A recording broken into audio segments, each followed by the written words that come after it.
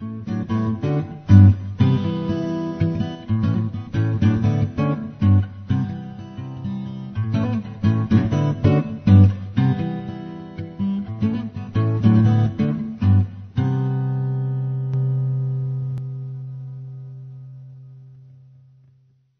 7.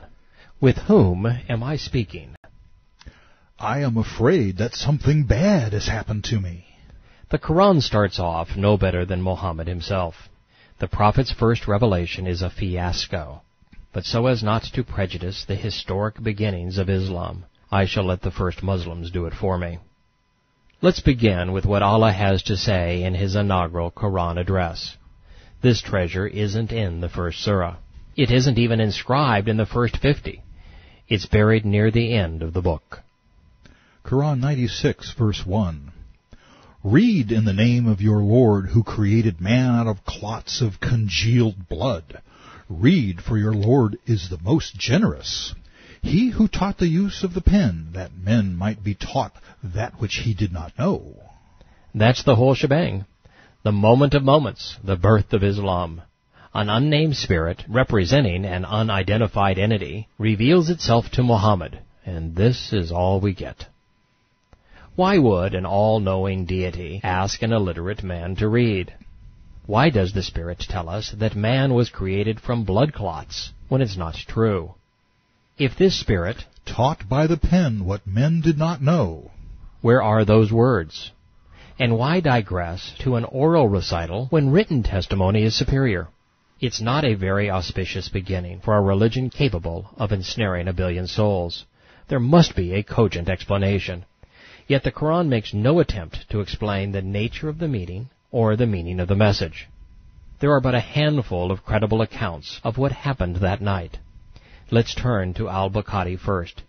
In his book of Revelation, we find a hadith narrated by Aisha, Muhammad's child wife. She was the daughter of Abu Bakr, the man who became the first caliph. She had yet to be conceived when this event occurred. Bukhari. The commencement of divine inspiration to Allah's messenger was in the form of dreams that came true like bright light. The prophet loved the seclusion of a cave in Hira. The angel came to him and asked him to read. The prophet replied, I do not know how to read. The prophet added, Then the angel caught me forcefully and pressed me so hard that I could not bear it any more. He released me and asked me to read. I replied, I do not know how to read. Thereupon he caught me again and pressed me until I could not bear it any more. He asked me to read, but I replied, I do not know how to read, or what shall I read? Thereupon he caught me for the third time and pressed me. Read in the name of your Lord who created man from a clot. Read! Your Lord is the most generous. Then the apostle returned from that experience. The muscles between his neck and shoulders were trembling, and his heart beating severely. He went to Khadijah and cried, Cover me! Cover me! She did, until his fear subsided. He said, What's wrong with me? I'm afraid that something bad has happened to me. Khadijah replied, Never. By Allah, Allah will never disgrace you. Allah's name wasn't even mentioned in the first Quran surah. In fact, Muhammad's God remained an unnamed Lord throughout the first 17 Quran revelations. When the Lord was finally identified, his name was Ar-Rahman. It's curious, then, that this crucial Islamic hadith elected to contradict the Quran and call God Allah. Equally curious, why did Muhammad's wife, the pagan Khajiita, swear by Allah when the God who bore that name was one of many rock idols? The answers are simple, different, and revealing. Aisha, the source of this hadith, didn't reveal it until after the Prophet's death, long after Ar-Rahman's name had been incorporated into Allah's character. As for Khadijah, Allah held the keys to something she and her husband coveted. The accounts of what happened this night are consistently inconsistent. And while that's bad as it relates to creation and patriarchs, those were events from another time, another people, another place, and another religion. Now Muslims are without excuse. Islam began in their midst, on their watch, and through their clan. We aren't dealing with things that occurred 2 to 4,000 years BC. This is 610 AD. Contradiction is now condemning, for it forces us to recognize that all Islamic scripture was preserved in like fashion, through oral transmission. If these recollections aren't reliable, nothing is. The second version of the first revelation is found in Tabari in Muslim. Tabari. Aisha reported solitude became dear to Muhammad, and he used to seclude himself in the cave of Hira, where he would engage in the Tananuth, pagan religious rites performed in Ramadan that included fasting, worship for a number of nights before returning to Khadijah and getting provisions for a like period, till truth came upon him while he was in the cave. The first form of revelation was a true vision in sleep. He did not see any vision, but it came to him like the break of dawn. Muslim. The truth came unexpectedly and said, "Recite," to which he replied, "I am not lettered."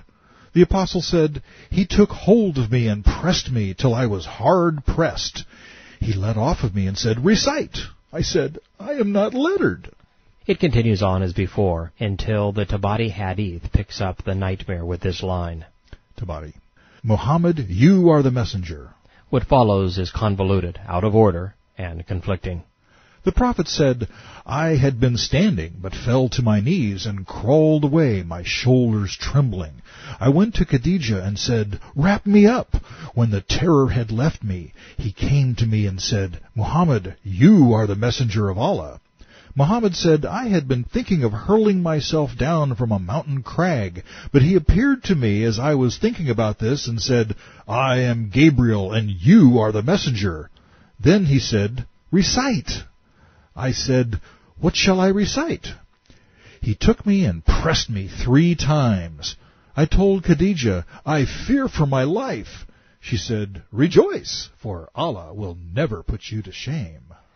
While there are significant differences between these versions and insights worth examining, I want to focus on the most incriminating details. In the first version, an unnamed angel nearly pressed the life out of Muhammad. In the second, Gabriel is said to have kept Muhammad from jumping to his death. In the third, Gabriel is named again, but he does not appear until after Muhammad is comforted in Khadijah's bed. Yet the Quran says nothing of Gabriel during the first 12 years of Muhammad's mission. We are not introduced until the first surah in Yathrib, which was the 91st chronologically. Since Muhammad alleges that Gabriel was the source of his godly revelation, these inconsistencies devastate his credibility. While there are significant differences between these versions and insights worth examining, I want to focus on the most incriminating details. In the first version, an unnamed angel nearly pressed the life out of Muhammad. In the second, Gabriel is said to have kept Muhammad from jumping to his death. In the third, Gabriel is named again, but he does not appear until after Muhammad is comforted in Khadijah's bed. Yet the Quran says nothing of Gabriel during the first 12 years of Muhammad's mission. We are not introduced until the first surah in Yathrib, which was the 91st chronologically. Since Muhammad alleges that Gabriel was the source of his godly revelation, these inconsistencies devastate his credibility. That said, I'd like to share the most esteemed version of Islam's initial revelation. It's a bit more colorful and comes courtesy of Ishaq's biography, compiled 100 years before the other sources. Aisha said that when Allah desired to honor Muhammad, the first sign of prophethood was a vision in brightness of day shown to him in his sleep. In other words, he was dreaming. He liked nothing better than to be alone. When he left Mecca, there was no house in sight. Every stone and tree that passed by said, "Peace be unto you, Allah's apostle." Muhammad would turn around and see naught but trees and stones. In other words, he was stoned. He stayed seeing and hearing things as long as it pleased Allah. Then Gabriel came to him with the gift of Allah's grace, the spiritual beating, while he was on Hira in the month of Ramadan. The apostle would pray in seclusion on Hira every year for a month to practice the Tananuth, as was the custom of the Quraysh in the heathen days. In other words, Muhammad was heathen, and the Islamic pillar requiring Ramadan fasting was pagan. Tananuth is religious devotion. To pagan idols. After praying in seclusion, he would walk around the Kaaba 7 times. The centerpiece of the Hajj pillar is pagan as well. Ishak. The prophet set out to Hira with his family. When it was night, Gabriel brought him the command of Allah. He came to me, the apostle said, while I was sleeping, with a coverlet of brocade whereon was some writing, and said, "Read." I said, "What shall I read?" He pressed me so tightly that I was near death. Then he let me go and said, "Read." This happens twice more. Then, when I thought I was nearly dead, I said, "What shall I read?" only to deliver myself from him, lest he should do the same thing to me again. He said, "Read in the name of your Lord, who created man of blood coagulated. Read, your generous Lord taught by the pen." Then the illiterate man said, "So I read it." And he departed from me. I woke from my sleep. These words were written on my heart. Ishak reports, None of Allah's creatures was more hateful to me than an ecstatic poet or a man possessed. I thought, woe is me, I am a possessed poet.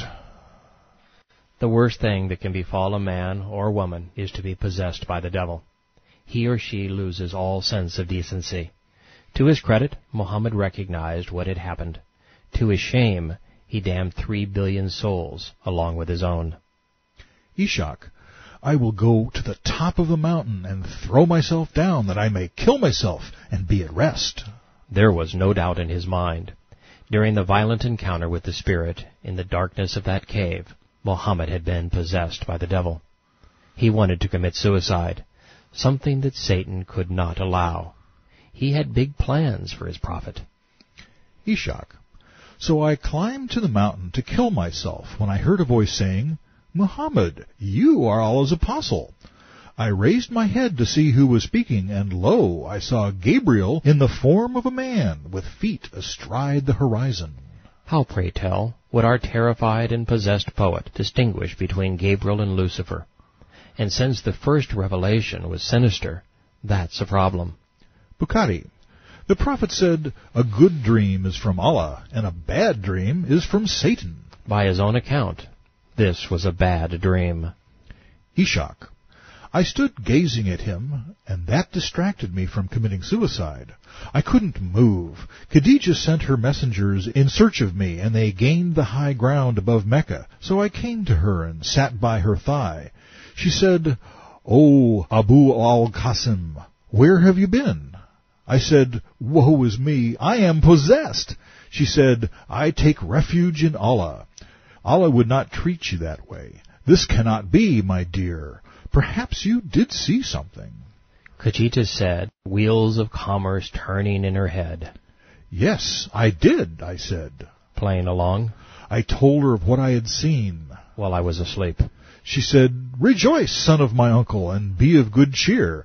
Verily, by him in whose hand is Khadijah's soul, I have hope that you will be the prophet to this people. With that, the profitable prophet plan was born. She gathered her garments and went to her cousin Waraka bin Nufal, the Hanif, who had become a Christian. He read the scriptures and learned from those who followed the Torah and the Gospels. Tabari provides some additional insights.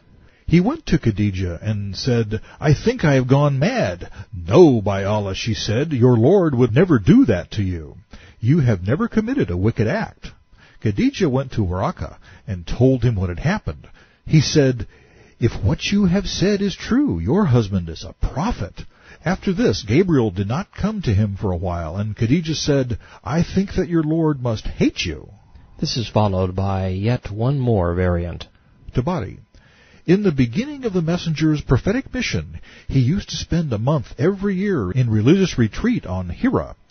This was part of the practice of the Tananuth, in which the Quraysh used to engage during the Jahiliyyah. Tananuth means self-justification. That's intriguing. Muhammad practiced a Jahillah ritual rite, an ignorant pre-Islamic form of pagan worship. What's more, the very definition of Tananuth, self-justification, became synonymous with the prophet's personal agenda. So much for Muhammad's claim of being prevented from doing any pagan act by Allah. Islam began in the midst of a pagan ritual. The deeper we dig into Islam's initial salvo, the worse it gets. So hold your nose if you must, because it's time to poke around. We know that Muhammad was a recluse, a wannabe prophet who preferred solitude to people. The fact that he spent so much time alone in caves, instead of at home being a parent and husband, or at work being productive, is troubling. Yes, he was being religious, but even that is problematic. As an idolater, he practiced the heathen Tananuth rituals, fasting, self-justification, and meditation during the pagan holy month of Ramadan. He disappeared into caves for spiritual awakening, calling out to a black stone named Allah, and he was ultimately possessed. The read versus recite debate is interesting in itself. Modern Muslims, in trying to resolve the obvious problem of why an all-knowing spirit would ask an illiterate man to read, say that the word really means recite. But that's worse. Why would Muhammad say he didn't know how to recite, especially when it was the thing that he was best at? And why would the spirit of Islam ask a man to recite if he taught by the pen? Even the word recite/read is prickly. The original word is qara, from which Quran was derived. It was first used by the Syrian Christians to mean preach, not read. Even the Arabic words ma-a-kro can mean either I can't read or what shall I read? But that's still a problem, because Muhammad wasn't given a scroll to read. Since we have discussed Allah's ignominious inaugural address, let's move on to the Prophet's less than heroic response. According to every account, he was scared spitless. Imagine that. You've just invested the month of Ramadan hanging around in a cave for the express purpose of communing with the spirit world, and one comes and scares you to death. In the earliest versions, he is said to have been so distraught he wanted to commit suicide. The whole encounter not only sounds demonic, the wannabe prophet said he was possessed. The revelation over, the newly minted messenger slid down the barren slopes west of Mecca, scurried across 2 miles of desert dunes, and entered the narrow valley town, where he immediately coupled up to Mama. And make no mistake, his wife was the closest thing to a mother he'd ever known. Panicked and tormented, the 40-year-old Muhammad cried out to his 60-year-old wife, "Cover me!" crawling into the fetal position against her thigh. He thought he'd been molested by a jinn, possessed by a demonic spirit in the dark of night. He said, "I do not know what has happened to me. I fear for myself." He poured out his mental confusion, and according to Ibn Ishaq said, "I'm afraid I'm going out of my mind and being possessed by an evil spirit." Score another point for those who say Islam is satanic. In my opinion, what Khadijah did next set the forces in motion that ultimately condemned 3 billion souls, enslaved over 1 billion women, and plunged the world into chaos. She founded Islam. Yes, Khadijah was the founder of Islam. Muhammad was her first convert. In a twist of sadistic irony, the most liberated and prosperous woman in Islamic literature built the cage in which all Muslim women are trapped. Calming her husband and employee down, she said, "Rejoice, cousin, and be of good cheer. You will be the prophet. Allah will not bring you to shame." Muhammad thinks he's just gone mano a mano in a wrestling match with a demon, and Khajiita says it isn't so. "It can't be. Be happy. I swear by Allah that he shall never humiliate you. I hope that you may be the prophet of this community." Allah was just one of 360 stones gathering dust in the Kaaba. Together with Hubble, Manaf, and the gang, they were the mustard on Mecca's hot dog. No Kaaba, no Hajj. No Hajj, no festival. No festival, no money.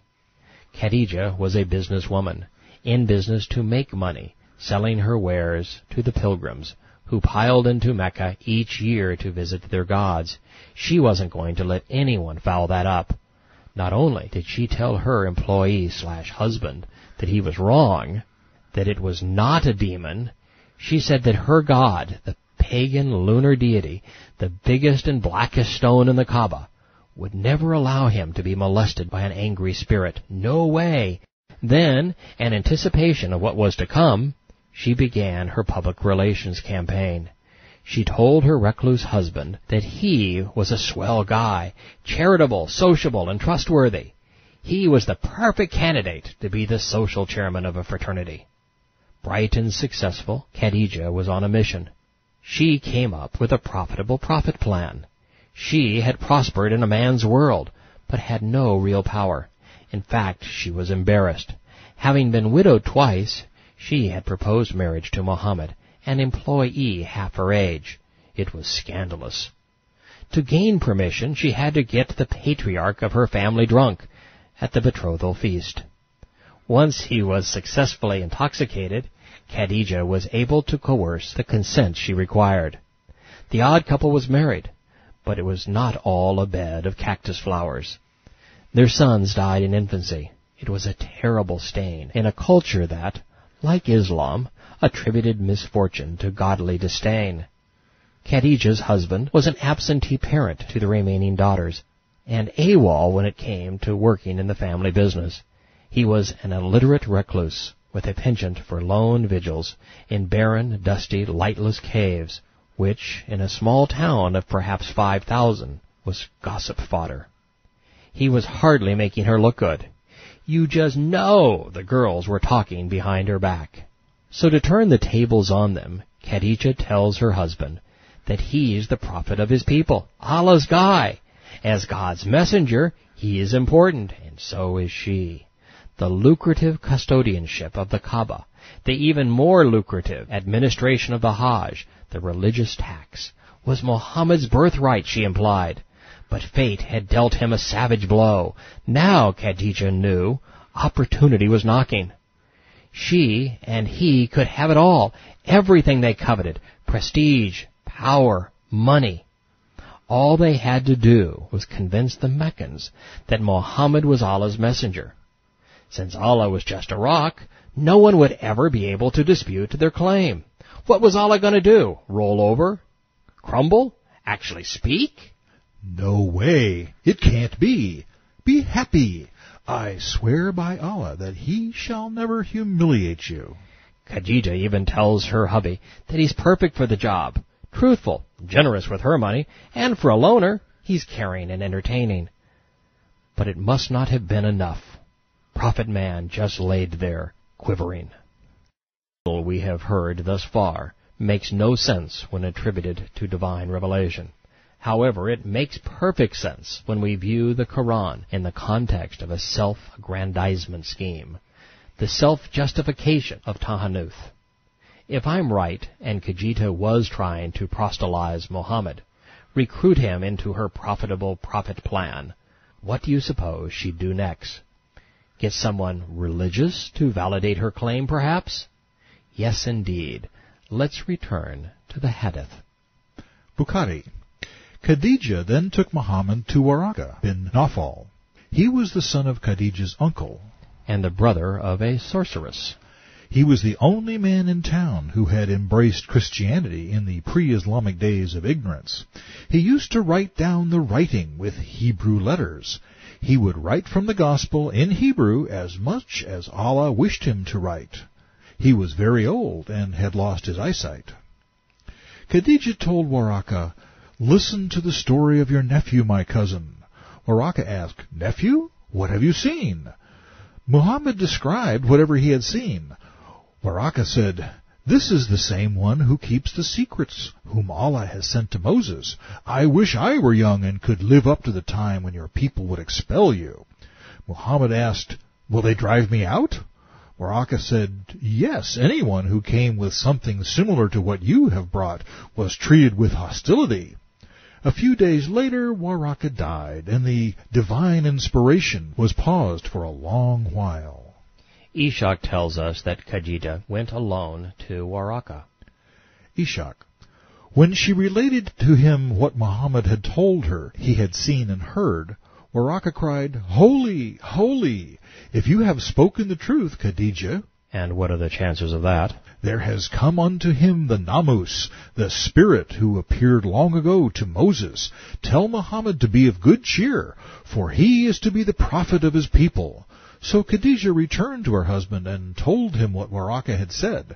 As a result, his fears were somewhat calmed.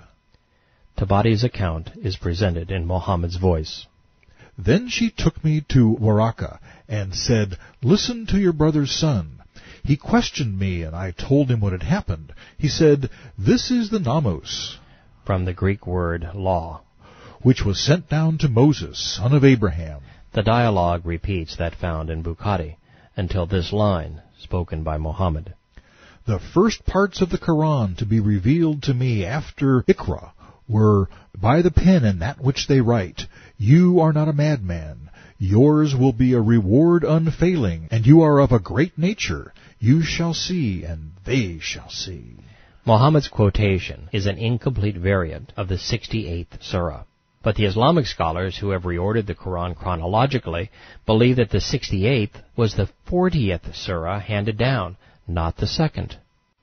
Montgomery Watt, the translator of this volume, agrees, saying the 68th surah was unlikely to be early, since it implies that Muhammad had been charged with being a madman, possessed by jinn. This error by Muhammad at the outset of his Quranic career is horrendous. It means that even he couldn't remember when his revelations were given to him. That aside, I have a bone to pick with Waraka. Moses met directly with Yahweh, not some cave-dwelling, rascally spirit named Namus. Moses asked, Whom should I tell the Israelites is sending me? My Bible says that God answered him directly and said, Yahweh, which means I am. In fact, the Bible never mentions Allah, a word which means oak tree in Hebrew. And Yahweh's name is repeated 7,000 times, something that would be hard to miss if old Waraka actually knew Hebrew. But what did Waraka know about this? It's irrational to think that someone would translate the Gospels, which were written in Greek, into Hebrew, a dead language at the time. Aramaic, maybe, or Arabic, if it existed in written form in Mecca, but not Hebrew. Besides, Moses is chronicled in the Torah, not Gospels, so it was the wrong book. And Waraka was the wrong guy to be translating the written word. He was blind. But blind or not, the old man, a mere 72 hours from death, served Khadijah's purpose. She used him to convince her fellow Meccans that Allah had a messenger. Her man was the next Moses, a prophet to her people. So how does a new religion spring to life on such shaky ground? If the facts are so obviously fallacious, how could the revelation be truthful? What I'm going to say next may appear scandalous at first blush. I believe Muhammad murdered Waraka. The Hanif was the most revered holy man in Mecca. After Khadijah had used him, he became a liability, someone who could and would profess that Muhammad's claims were untrue. When you finish Prophet of Doom and discover how many men Muhammad assassinated for the same reason, I believe you'll share my view. Next we learn that even Khadijah was troubled by Muhammad's dark adventure into the spirit world. Tabari and Ishaq. Cousin, can you tell me when this visitor comes to you? Muhammad replied, Yes. She said, Tell me then when he comes. Gabriel came to him as before, and Muhammad said, Here is Gabriel, who has just come to me. She said, Yes? Come, cousin, and sit by my left thigh. He came, and she said, Can you see him? Yes. Move around and sit by my right thigh. He did so, and she said, Can you see him? Yes. She said, Sit in my lap. He did so, and she said, Can you see him?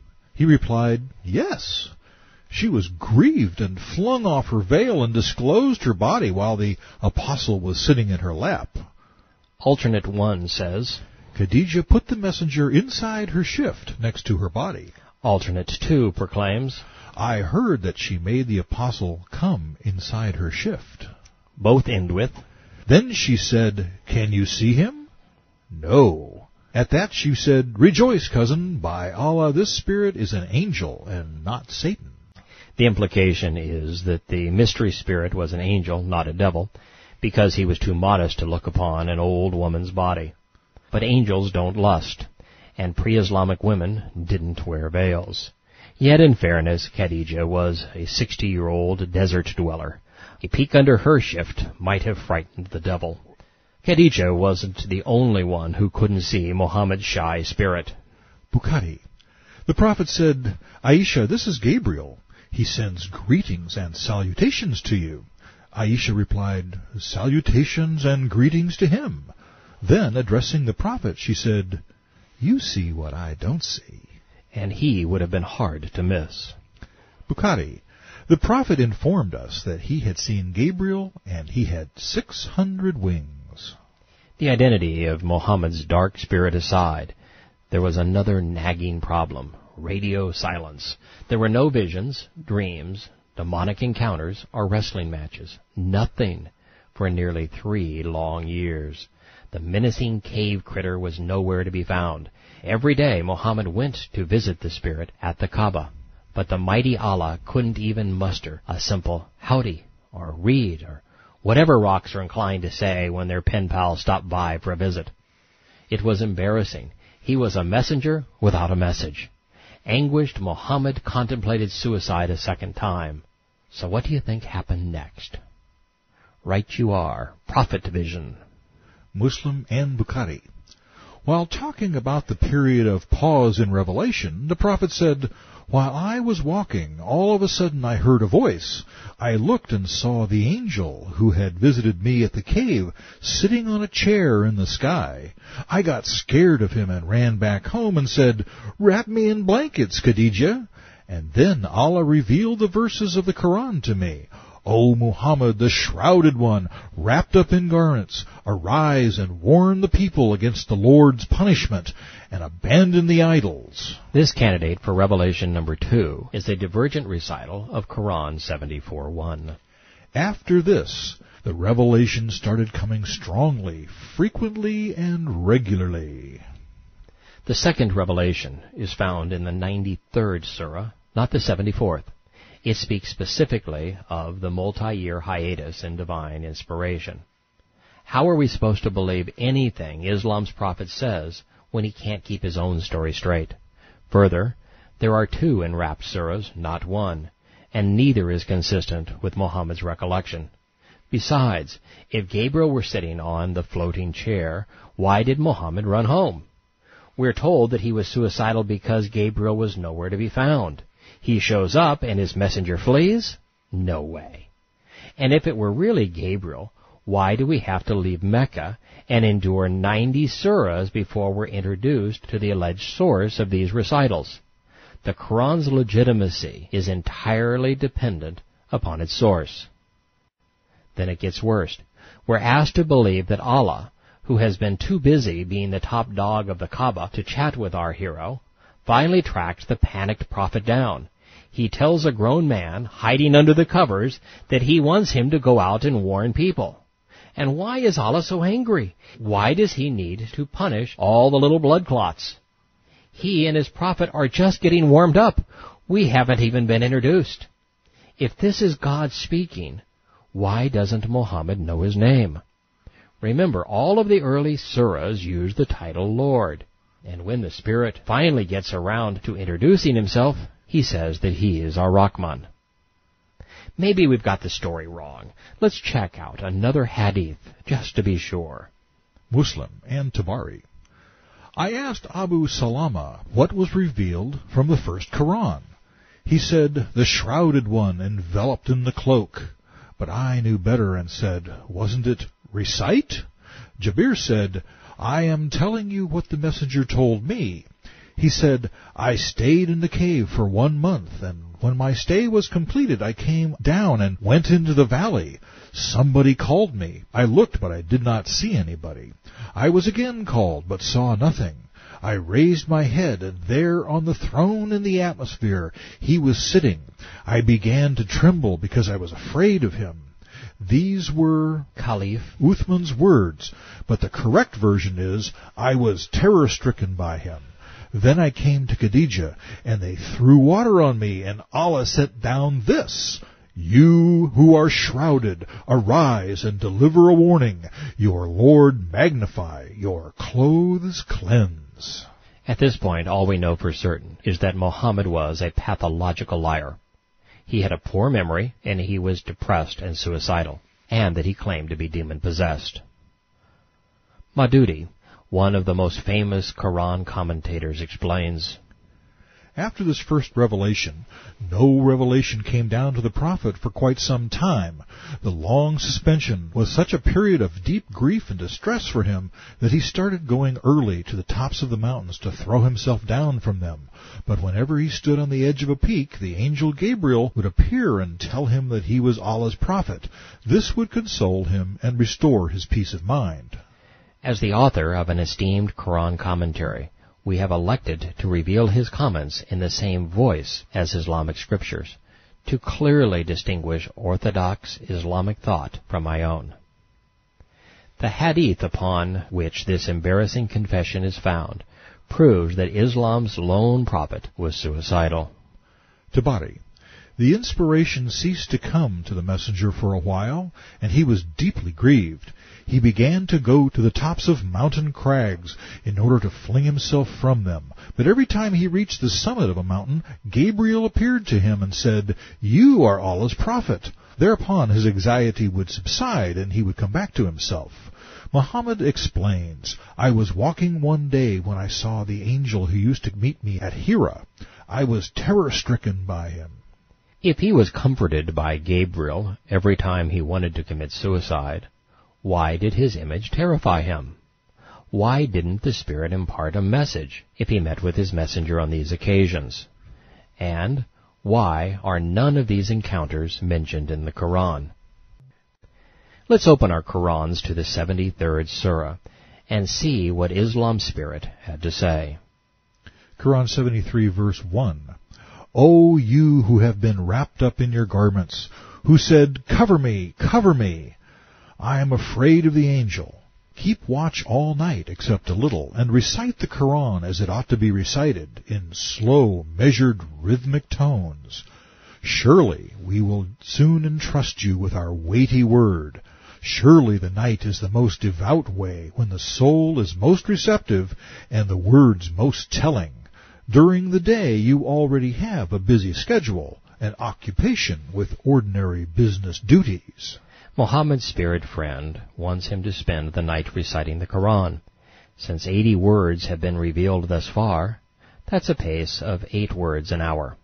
But that is trivial compared to nocturnal devotion. The Quran was revealed in darkness, and night is the best time to ponder its meaning. Satan is the prince of darkness, and evil loves the night. We have stumbled onto another clue. Quran 73, verse 8. But keep in remembrance the name of your Lord, and devote yourself to him wholeheartedly. How can one remember the name of a Lord who has not yet been named?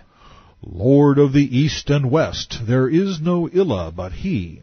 Take him, therefore, for your disposer of affairs, and bear patiently what they say, and avoid them with the becoming avoidance. That would make Muhammad the only messenger who was told to avoid his audience. A hadith says, Ishaq. Now Muhammad did not want his secret to be divulged before he applied himself to the publication of his message. In other words, he needed time to create enough of these rhyming surahs to make his claim seem believable. Quran 73, verse 11. Leave me alone to deal with the rejectors, the possessors of ease and plenty. I respite them a little. We have heavy fetters with us to bind them, and a roaring furnace to burn them, and food that chokes, sticking in the throat, and a painful torment. Why we haven't been introduced, Muhammad's spirit seems all too familiar. The Bible speaks of the Lord of the fire, of a spirit that chokes the life out of men, binding them to sin. Muhammad's Lord is the spitting image of Satan. Before we press on, I'd like to bring your attention to the fact that nothing religious has been revealed thus far. The Quran is but a paragraph long, and its prophet has been told to avoid discussing it. Therefore Muhammad is being rejected, not his message. This rejection, preceding possessors of ease and plenty, tells us that the wannabe prophet is tormented by his relative poverty. Covetous of what belongs to others, his inward anguish turns sadistic. The heavy fetters, roaring furnace, and choking torments are a way of lashing out at those he envies. At this early juncture, there is no other plausible explanation. Either Muhammad was deeply disturbed, wanting to torture men without justification, or his deity was unjust and perverted. As such, the Enwrapped surah unravels Islam's moral authority. Portions of the 93rd surah were revealed second, chronologically. Ishaq. The revelation stopped for some time, so that the apostle was distressed and grieved. Then Gabriel brought him the morning, in which he swore that he had not forsaken him, and did not hate him. The following insight is from Maududi. The surah's theme is to console the prophet and remove his anxiety, which had been caused by the suspension of revelation. By swearing an oath by the morning and night, he was reassured. Then he was given the good news that the hardships he was experiencing in the initial phase of his mission would not last long. Soon Allah would bless him so abundantly that he would be pleased. This is nonsense. Muhammad hadn't suffered any hardships on account of his mission thus far, because there had been no mission. All that had happened was a bout in a cave with an angry spirit, a nonsensical revelation, some panic, Khadijah's scheme, a blind man's blessing, and a little boasting around town. But Muslims, needing an excuse for the Prophet's morose and suicidal behavior, were willing to contradict Allah's revelation to give their hero an alibi. Let's dive into the surah so you can see what I mean. Quran 93 verse 1. I swear by the early hours of the day, and the night when it covers with darkness, your Lord hath not forsaken thee, nor doth he despiseth thee. Whoa, time out. Why the King James 17th century English? Do you suppose the words thy, hath, forsaken, thee, and doth despiseth are being used in these translations to make the Quran seem biblical? Just speculation on my part, but for readability's sake I'll endeavor from now on to make the Lord's words more intelligible. Let's move on. Now that we doth verily know that the Lord doth sweareth, but hath not forsaken, although it beeth a mystery why he doth despiseth thee not, and why he loveth the darkness. But here's a clue. Satan is the morning star, the prince of darkness. Quran 93 verse 4. Surely what comes after is better for you than the present or that which has gone before. Soon will your Lord give you so much you shall be well pleased. Did he not find you an orphan and protect you? And find you lost and perplexed and show you the way? Did he not find you poor and made you rich? Times can't be so bad that God has to bribe prophets.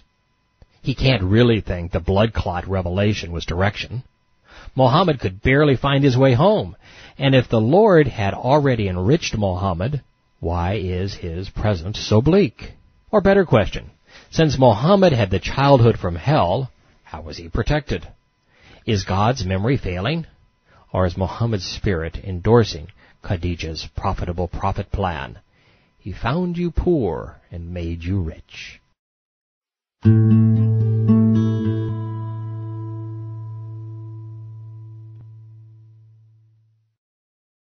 This is a good place to give you my interpretation of the Gospel according to Khadijah. Stick with me, kid, and I'll make this prophet gig profitable. I can't prove it, mind you, but it makes more sense than this coming from God. Having married money twice and climbed the social ladder of Mecca, Khadijah was in trouble. Her fortunes were dwindling, while her absentee husband employee sulked in caves. Having made a fortune selling trinkets to the Hajj pilgrims at the pagan fairs surrounding the Kaaba, Khadijah knew all about religious scams. So she had motive, means, and opportunity. What's more, her behavior was consistent with my theory. According to Aisha's testimony in the Hadith and Ishaq's in the Sirah, Khadijah was the real founder of Islam. Muhammad believed that he had been possessed by a demon. He was scared to death. She converted him to Islam, usurping her nearly dead cousin's credibility. Remember what she said? "No, never, it can't be. Be happy. I swear by Allah that he shall never humiliate you. Truly, I hope you will be the prophet of this people. Allah will not bring you to shame." Let's review the facts. The caravan business Khadijah owned owed its prosperity to Allah's recently restored pagan rock shrine. It stood not more than 100 meters from where this conversation took place. Mecca provided one of the very few wells, shallow as it was, for caravans moving goods from the ports of Yemen to Syria. While that was good, no one becomes rich caring for folks passing through town. So the Kaaba became Mecca's meal ticket. Muhammad's great-great-great-grandfather Qusay had gained control over the idol temple and organized the annual pilgrimage to the shrine. He collected a tax from every Arab attendee. While a religious tax was a profitable idea, and one that made its way into Islam, the series of economic fairs Qusay arranged surrounding the Hajj proved to be his most capitalistic venture. Papa Muttalib, Muhammad's grandfather, the one who sacrificed camels to the Kaaba idols at a sorcerer's urging, ultimately gained control over the concession to feed and water the pilgrims. He became the recipient of the religious tax, something that made him even richer. As the Kaaba's custodian, he pocketed big bucks, charging Arab chiefs rent for housing their sacred stones. He charged them more for visitation rights, and still more for their god's care, feeding, watering, and dusting services. The combination served to make the merchants of Mecca rich, by Bedouin standards anyway. Khadijah was a beneficiary, so she told Muhammad, "Better than being the Kaaba's custodian, you are Allah's prophet, and that's more prestigious and profitable than being a recluse, my dear." A hadith entitled, "Khadijah the First to Believe," contained these incriminating lines. Muhammad was to tell them of his Lord's bounty to himself. "Of the bounty of your Lord let your discourse be." This was followed by, "Thereupon the messenger began to proclaim Allah's bounty to himself." Ishaq Sirah reports, Khadijah was the first to believe in Allah and His apostle.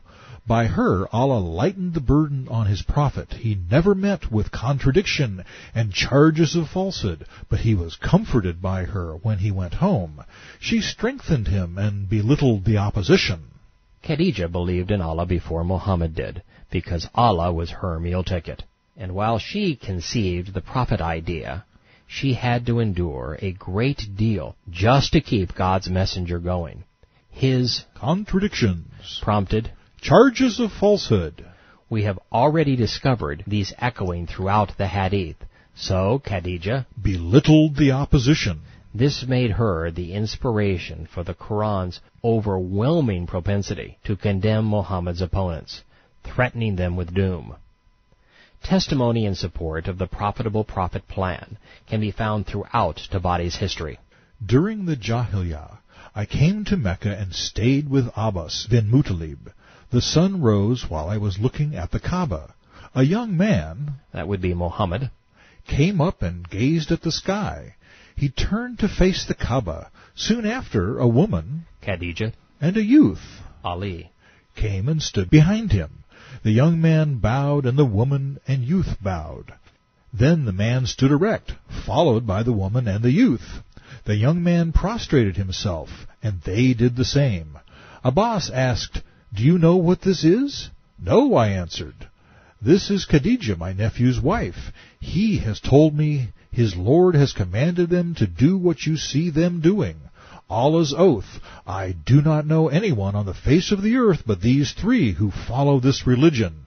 I asked Abbas, "What is this religion?" He answered, "This is Muhammad bin Abdallah, who claims that Allah has sent him as his messenger with this religion, and that the treasures of Croesus and Caesar will be given to him by conquest." This is an incriminating confession. It is an admission of guilt, proof that Islam was created by a wannabe pirate. I'd like to linger on this hadith a moment. I'm surprised that the Islamic scriptures would confess to the profitable prophet plan so openly. This is the first explanation of the motivation behind Muhammad's religion. And we're told that it was conceived to steal treasure by way of conquest. While this is confirmed countless times in Medina, we're still in Mecca, just 3 partial surahs into the Quran. And Tabari's hadith does not stand alone. Ishaq reveals a similar tradition, only his is more direct. When I was a merchant, I came to Mecca during the Hajj pilgrimage. While I was there, a man came out to pray and stood facing the Kaaba. Then a woman and a boy came out and stood praying with him. I asked, "What is their religion? It is something new to me." Abba said, "This is Muhammad, who alleges that Allah has sent him with it, so that the treasures of Croesus and Caesar will be opened to him. The woman is his wife Khadijah, who believes in him." The original motivation for Islam was greed. The profitable prophet plan has been confirmed by the Hadith, Sirah, and Quran. A false prophet composed situational scriptures for money. However, the Khan got off to a rocky start. Muhammad impugned his credibility. Rome had long since been plundered, so the last Caesar had been sandals up for centuries. And you may be wondering why Muhammad would covet Croesus's treasure. I did some digging around and found that he was Khosru Parvez, a Persian king and contemporary of Muhammad. In 626 A.D., adjusted for today's dollars, he had stashed away over $2 billion in silver and gold. His annual income exceeded $700 million. Relative to the others of his day, he was the richest man alive. In Bukhari, we find another confession of guilt. The prophet said, "Khosra will be ruined, and there will be no Khosra after him. And Caesar will surely be ruined, and there will be no Caesar after him. And you will spend their treasures in Allah's cause." Jihad. And Bukhari. The prophet said, "If you live long enough, the treasures of Khosra will be opened and taken as spoils. You will carry out handfuls of gold and silver." then Bukhari. I have been given the keys of the treasure of the world by Allah. money was the motivation behind Islam. In this light, let's examine the remainder of the second revelation of the profitable prophet plan. Quran 93, verse 9. Therefore treat not the orphan with harshness, or oppress him, nor repulse the beggar. As for him who asks, do not chide him. But as for the favor your Lord has now bestowed upon you, Muhammad, announce it. This also sounds suspicious. Islam's first 2 religious covenants are specific to Muhammad. He was an orphan, treated with harshness. He was oppressed, probably molested, as we will learn later, and he had to beg. He was chided as a child and as a man. These things haunted him. It is why he had his God tell those who treated him so poorly that it wasn't nice. But he would get even, because his dark spirit was going to make him rich and them poor. Then, in a less than godly blunder, Muhammad's Lord tells his prophet to announce their business relationship before introducing himself, or telling us anything about his nature or purpose. He even contradicted himself. The 73rd surah told Muhammad to avoid such announcements. If you think I may be a little too cynical here, just wait. Each of the next 20 surahs serve to confirm my theory, one already rife with confessions. Before we go to the Lord's 4th Quranic gift to Muhammad, let's look at how the prophet said these insights came to him. Once again, Aisha, the 50-year-old prophet's 6-year-old wife, is the source of Islamic enlightenment. She said, Bukhari. Allah's messenger, how is the divine inspiration revealed to you? He replied, sometimes it is like the ringing of a bell. This form of inspiration is the hardest of all, and then this state passes off after I have grasped what is inspired. Sometimes the angel comes in the form of a man and talks to me, and I grasp whatever he says. Aisha added, I saw the prophet being inspired and noticed the sweat dropping from his forehead on a very cold day as the inspiration was over. Since the Hadith claims Muhammad only saw Gabriel on 2 occasions, how did he come upon the remaining 112 surahs? Bukhari, whoever tells you that Muhammad saw his Lord is a liar, and the Prophet only saw Gabriel twice. In Islam's creation account, we were told that Allah had given up on oral communication and wanted everything in writing with angelic witnesses. Now he turns to an illiterate man and communicates by means of a gong.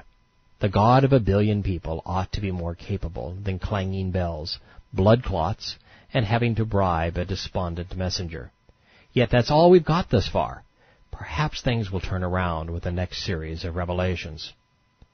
Unfortunately, no one seems to know what came next. Muslims don't even know how the surahs were pieced together. Early and late revelations are jumbled haphazardly. So the best we can do is to attribute a collection of surahs to the formative period. The 96th surah is a great example. The first third represents the first verses revealed. The remainder was received years later, when the Prophet began to prostrate himself at the Kaaba.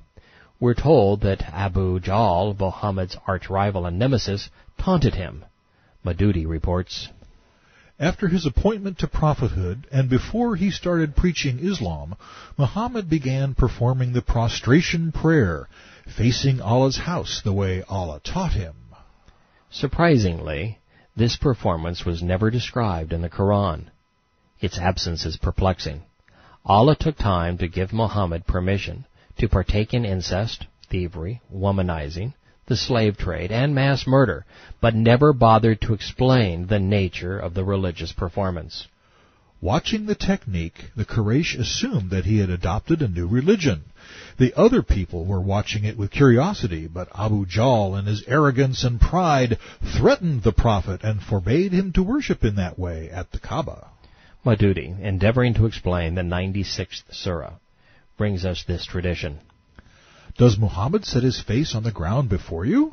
When they replied in the affirmative, he said, By Lat and Uzza, if I ever catch him in that act, I will set my foot on his neck and rub his face in the dust. Since the Kaaba was called a mosque, or place of prostration in Arabic, way back in Qusay's day, Muhammad didn't invent the face-to-the-ground bowing.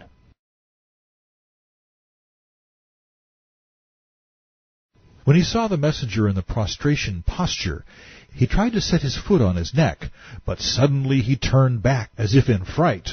Asked what was the matter, he said, There was a ditch of fire and a terrible apparition between me and Muhammad. On hearing this, the Prophet said, Had he come near me, the angels, which you believe demons, would have smitten him and torn him to pieces. This is intended to be another proof of Muhammad's calling, but it's lame. The notion that Muhammad's most annoying rival, after publicly threatening the Prophet, would admit to seeing a divine sign protecting him is ludicrous. If it occurred, he might run, he might apologize, he might become a Muslim, but Jahl would never confess to being foiled by the Prophet's deity, and then remain an adversary. Unless, of course, he saw the fire as a symbol of the devil's influence in the Prophet's proclamation. Other scriptures from Bukhari and Muslim report, The Prophet was performing his prayer at the Kaaba. Abu Jahl passed and said, Muhammad, did I not forbid you to do this? And then he started to threaten him. In response, the Prophet rebuked him severely. Thereupon, Jahl said, On what strength do you rebuke me? By Allah, my followers in this valley exceed yours in number. This time the scene was recast without the embarrassing reference to the pit of flames. But that hardly gets the revisionists out of the fire. It would be some time before Muhammad would reveal his God's name. And by their own admission, there were only 3 Muslims in a town of 5,000. With the Hadith providing the necessary context, let's see what Muhammad's spirit friend had to say. Quran 96, verse 15. Let him beware. If he, Abu Jahl, does not desist, we will seize him, smite his forehead, and drag him by the forelock, a lying, sinful forelock. Then let him call upon his henchmen for help and summon his council of comrades. We will call on the angels of punishment to deal with him, or we will call the guards of hell, or we too would summon braves of our army. This scripture was so bizarre, I elected to give you 3 different translations of the killer angels. God calling them tools of punishment, guards of hell, and an army of braves. Sounds demonic. Further, the depiction of a spirit seizing a man, smiting a man, dragging a man, is consistent with Satan. It didn't take long for Islam to get nasty, or for Muhammad to reveal the source of his inspiration. The surah ends with, Quran 96, verse 19, Nay, beware, do not obey him, pay him no heed, but bow down in adoration and draw near. So in this, the first surah revealed, the Quran's equivalent to, In the beginning God created the heavens and the earth. Muhammad's unnamed Lord tells his lone prophet not to obey an unnamed boy. How profound. He threatens punishment and calls on an army of hell's angels to drag his victim off so that he can personally oversee his torture. Then he tells his messenger to approach a pagan rock shrine and bow down in adoration. This is some God. This is some book. This is some start.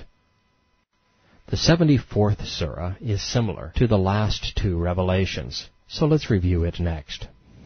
Quran 74, verse 1. O you who are covered up in your cloak, arise and deliver your warning, and your Lord do magnify, while keeping your garments free from stain, and uncleanliness do shun, nor expect in giving any worldly gain. And for the sake of your Lord, be patient. Once again, our hero is hiding under the covers. Yet his seizing, smiting, and dragging Lord wants him to deliver a warning. That's quite a picture. But so to pretty it up, the Lord, ever fascinated with meaningless details, tells Muhammad to dress for success, to keep his clothes clean. And he listened, according to Will Durant. In his story of civilization, he says, Muhammad was vain. He gave considerable time to his personal appearance, perfumed his body, painted his eyes, dyed his hair, and wore a ring inscribed, Muhammad, the Messenger of Allah. Later hadiths will confirm each of Durant's charges. Vanity aside, I find that the don't expect any worldly gain verse hilarious, considering that it followed Allah's promise to make Muhammad rich. We're only a few hundred words into the Quran, and we have another contradiction. While Muhammad's claims of divine inspiration are disputable, there is no dispute over his wealth. Islam made a prophet. The next verse continues a trend that may be the most demented ever conceived in religious genre. Paraphrased, God hates us and can't wait to introduce us to a hell he has made for our hospitality. While heaven and hell are concepts borrowed from Judeo-Christianity, Muhammad takes them well beyond Dante's Inferno. Quran 74, verse 8. The trumpet shall sound a day of anguish for disbelievers. Let me alone to deal with the creature whom I created bare and alone. Leave me to deal with those I granted wealth and sons. As diabolical as this sounds, this is Islam in a nutshell. We are told that anyone who doesn't believe Muhammad is destined to be punished by his God, up close and personal. The Islamic God's hands-on involvement with anguish is the antithesis of Judeo-Christianity, in which hell is defined as separation from God. In Islam, the dark spirit wants to be left alone to supervise the torture. The next time someone suggests that the gods of the Bible and Quran are the same, remind them of these verses. There are 1,000 deeds that could have been mentioned in this early surah, like love, not committing murder, telling the truth, being faithful in marriage, not coveting what belongs to others. But all we get is what irks the would-be prophet. Quran 74, verse 15. These men are greedy and desire that I should give them even more. By no means, for they have offered a stubborn opposition to our signs and our revelations. There have been no signs, and Muhammad has yet to share a single revelation. He's still hiding under the covers. So what we are getting here is a peek into the prophet's covetous and tormented soul. He's so insecure, so paranoid, He believes he's going to be rejected. Leaving this delusion, we return to sadistic.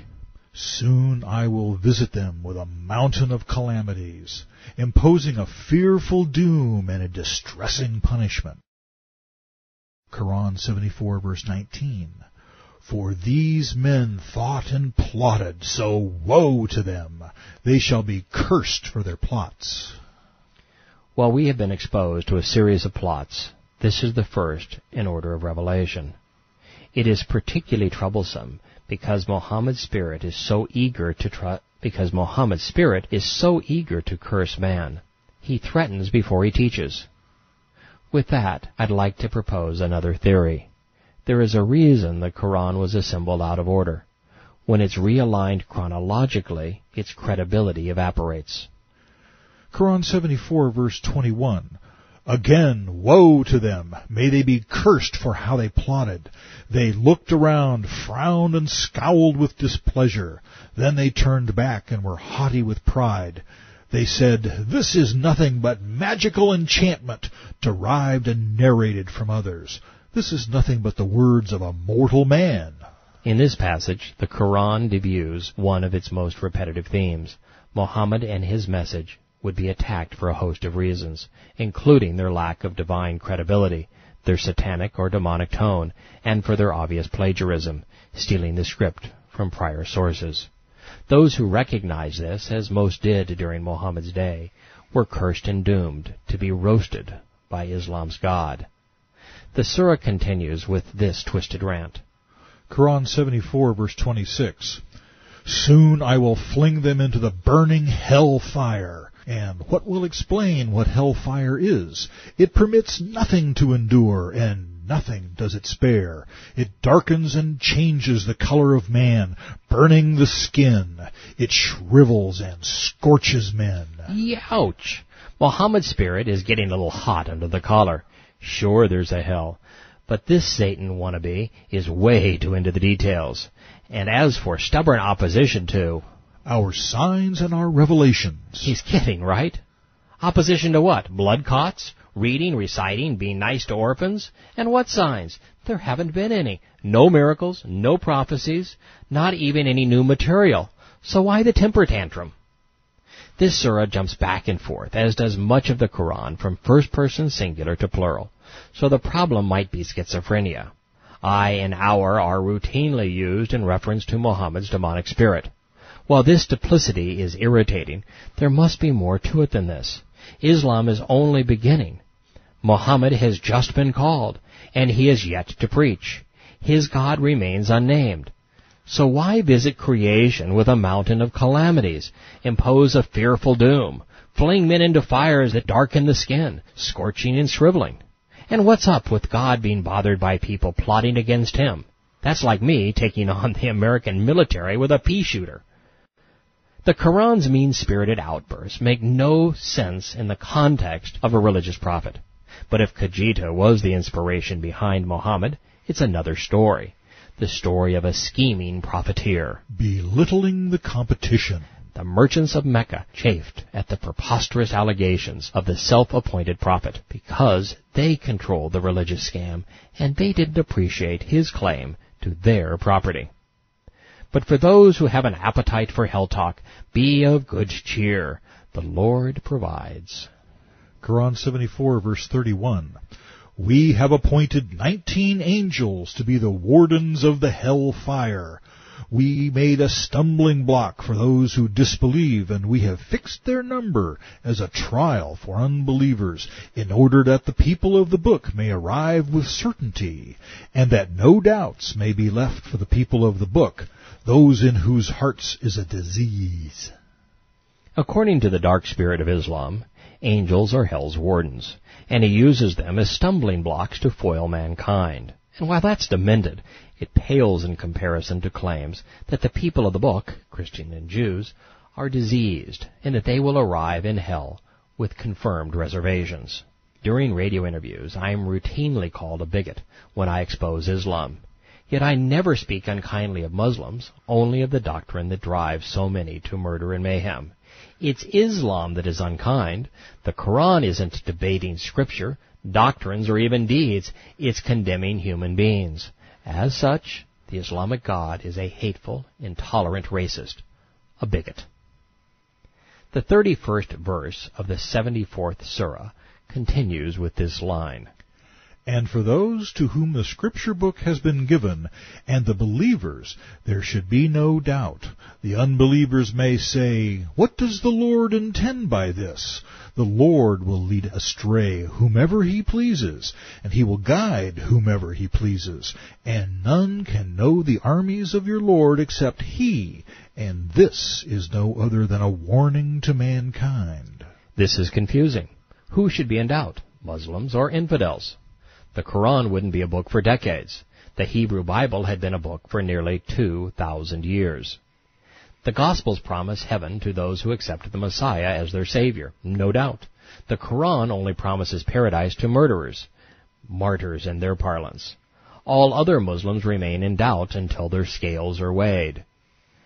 And as for being pleased to lead folks astray and having an army, what does the Lord intend by this? The lack of clarity may be intentional. Muhammad's deity admitted he toys with people. God playing with men's souls is embarrassing. Creating stumbling blocks and leading folks astray is demonic. Swearing by the moon, capital M, is incriminating. It reveals our Rahman's and Allah's origins. Quran 74, verse 32. No, truly I swear by the moon as a witness, and by the darkness of night as it wanes. Loving the darkness of night suggests the spirit of Islam is Lucifer. He was called the morning star, and his abode is hell. And by the dawn as it is unveiled, surely hell is one of the greatest signs and gravest misfortunes, a warning to men. The gravest misfortune, hell, was created expressly for him. With a deceiving and demonic spirit at the helm of the world's fastest-growing religion, no wonder we're in such a mess today. The surah winds down with this. To any of you that chooses to press forward or lag behind, know that every soul will be held in pledge for its deeds except the companions of the right hand. They will be in gardens of delight. The first part of this verse is standard mainstream religion, at least non-Christian religion. A man will be judged by his deeds. The second part is senseless, desperate, even contradictory. Having collected fewer than a handful of followers, Muhammad was willing to offer a free pass to paradise to anyone who was willing to be one of his companions. But at what cost? The rest of the Quran is unambiguous. Islam is a religion of works, one in which Muslims are judged based upon the comparative weight of the good and bad things they have done during their life. This verse expressly contradicts that doctrine when it says that the right-handed companions aren't accountable. Both can't be true, which makes one a lie. In that salvation is at stake, this contradiction is catastrophic. Quran 74, verse 40. They will question each other and ask the guilty, What led you into burning hell fire? They will say, We were not of those who prayed or fulfilled our devotional obligations, nor were we of those who fed the wretched. We used to wade in vain disputes. We used to deny the day of judgment until death overtook us. The conversation between those in the Garden of Delight and the inmates of the burning hellfire is told so that Muhammad's Lord can squeeze in a little religion in the midst of his tirade on retribution. With Islam, devotion is an obligation, not an expression of love. Further, men have been condemned for not doing something that has not yet been specified. But showing that he is a master of the obvious, the Lord adds prayer to his list of good things. There are now 5 do's in the Quran. Unspecified prayer and ritual have been added to orphan happiness, wretched beggar support, and cleanliness. And on the don't do list, we have vain disputes. The surah culminates with these bizarre verses. Quran 74, verse 48.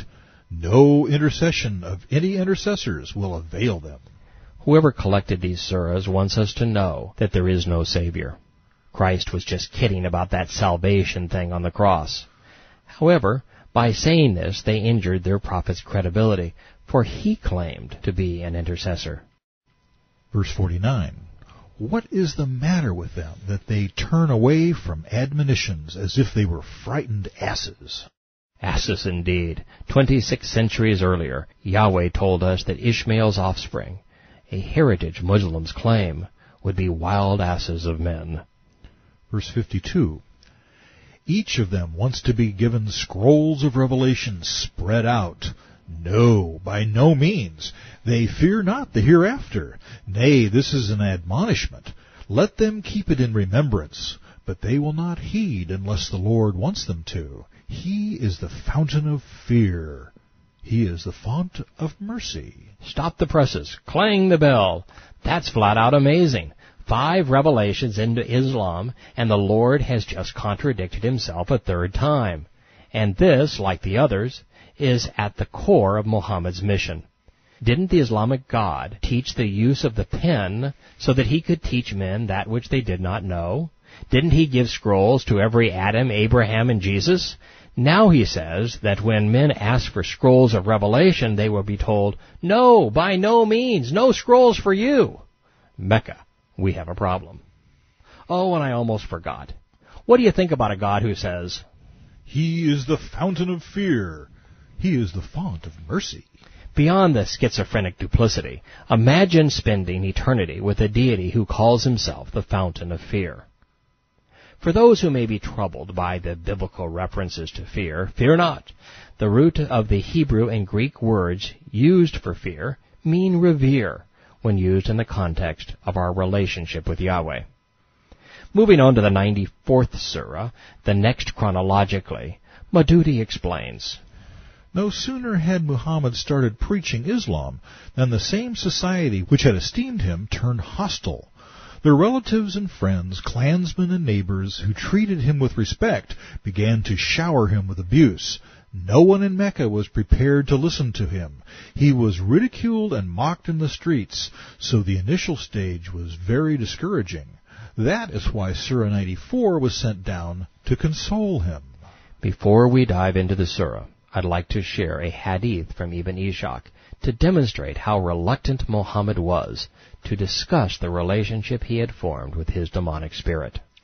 Ishaq, 3 years elapsed from the time that Muhammad concealed his state until Allah commanded him to publish his religion according to the information that has reached me. Proclaim what you have been ordered and turn away from the polytheists. This is from Quran 15:94. Warn your family, your nearest relations. This is Quran 26:214. When these words came down to the apostle, he said, Allah has ordered me to warn my family, and the task is beyond my strength. When I make my message known to them, I will meet with great unpleasantness. So I have kept silent. But Gabriel, actually Lucifer, has told me that if I do not do as ordered, my Lord, Satan, will punish me. This hadith is injurious to Islam. The surahs it references, 15 and 26, were not among the first 50 revealed, so the timing is impossible. Further, Khadijah was the first Muslim and Ali was the third. Muhammad's only other family members were daughters, and in Islam they don't count. So what great unpleasantness was he afraid of? Moreover, imagine a revelation so feeble, the prophet has to be threatened to deliver it. Muslims deserve something better than this. Quran 94, verse 1. Have we not opened up your chest and removed your burden, which left you hopeless? Muhammad claimed that the Shara Sadar occurred on 3 occasions. According to Islamic theory, his chest was cut open by the angels, his heart was removed, washed, and then reinserted. Tabari, Messenger, how did you first know with absolute certainty that you were a prophet? He replied, 2 angels came to me while I was somewhere in Mecca. One angel said, Open his breast and take out his heart. He opened my chest and heart, removing the pollution of Satan and a clot of blood, and threw them away. Then one said, Wash his breast as you would a receptacle. He summoned the Shekinah, the Hebrew Shekinah, or God's presence, which looked like the face of a white cat, and it was placed in my heart. Then one said, "Sew up his breast." So they sewed up my chest and placed the seal between my shoulders. When none of this occurred, Islam doesn't escape the operation unscathed. If God wished to cleanse a man's spirit of sin, he wouldn't do open heart surgery. Quran 94, verse 4. We have exalted your fame, raising high the esteem in which you, Muhammad, are held. While I'm convinced that Islam was all about exalting Muhammad, this verse should be troubling for Muslims. First, theirs was the only egocentric prophet. Second, every Quranic verse revealed during this period says that Muhammad was ridiculed, mocked, and tormented by his neighbors. Either God hasn't been attentive and doesn't know what's going on, or he has a rather demented view of esteem. But Muslims miss the foolishness simply because the first surahs revealed are at the end of the book, and by the end of Muhammad's life, he had plundered his way to prosperity. The opening up surah ends saying, Quran 94, verse 5, with every difficulty there is relief. Therefore, when you are set free from whatever you are doing, make your Lord your exclusive object. In context, this is absurd. Muhammad had nothing else to do. In fact, he had made a career of ditching responsibility. As soon as he had become an adult, he married money and started hanging out in caves. The self-proclaimed prophet reluctantly began to recite dribs and drabs of the Quran publicly. But while the poetry may have sounded decent, the message was indecent. Collectively, almost universally, the people of Mecca became outraged. According to the Quran, Muhammad's friends called him a liar and a magician. They accused him of being possessed by devils. His kin called him an insane, plagiarizing poet. He was characterized as a sorcerer, a lunatic, a far-fetched forger, a fool, and a specious pretender. I was not the first to see Muhammad as a money-grubbing, self-aggrandizing, plagiarizing fraud. His own clan, his own family, his contemporaries saw right through his act. The unbelievers said, "He is a deceiving sorcerer, turning many gods into one deity." There must be a motive behind the Quran. It is surely fabrication. They laugh at the Quran and say, should we abandon our gods for the sake of an insane poet? Allah has not sent down anything. You are only speaking lies. When our clear revelations are read out to them, they say, this is nothing but a fabricated lie. This is nothing but pure sorcery. What sort of prophet is this? Why was no angel sent to him? Then, from Surah 21, they say, these are only confused dreams. He has invented them. Let him therefore bring a miracle to us, as did the earlier prophets. Muhammad was called a fraud more than 100 times in the Quran. At least 20 times his clan accused him of being the only prophet who couldn't do a miracle. In the 11th surah, they say of the prophet, he has forged the Quran. From the 10th, we find you full of folly and a liar to boot. Then in the 9th, we see the completed equation. There are some among them who talk ill of the prophet. For those who offend Allah's apostle, there is a painful punishment. Have they not realized that anyone who opposes Allah and his prophet will abide in hell forever? Before we turn the page on Muhammad's opening Quranic salvo, I'd like to share my perspective on Islam's beginnings. I believe the Hadith and Quran. I believe Muhammad was running away from responsibility as they claim. Solitude became dear to him. He was searching for God in all the wrong places. As a result, he encountered a demon. It terrified him, just as it would have you or me. It possessed him. Panicked, he ran home and confessed, but his social climbing wife would have none of it. Khadijah said that the demonic spirit was Allah. Ironically, she may have been right. She founded Islam by bequeathing the family business, the Kaaba Inc., Qusay's religious scam, to her recluse husband and employee. The Lord became Muhammad's ambition. The Quran became a tool, one used to claim his prize.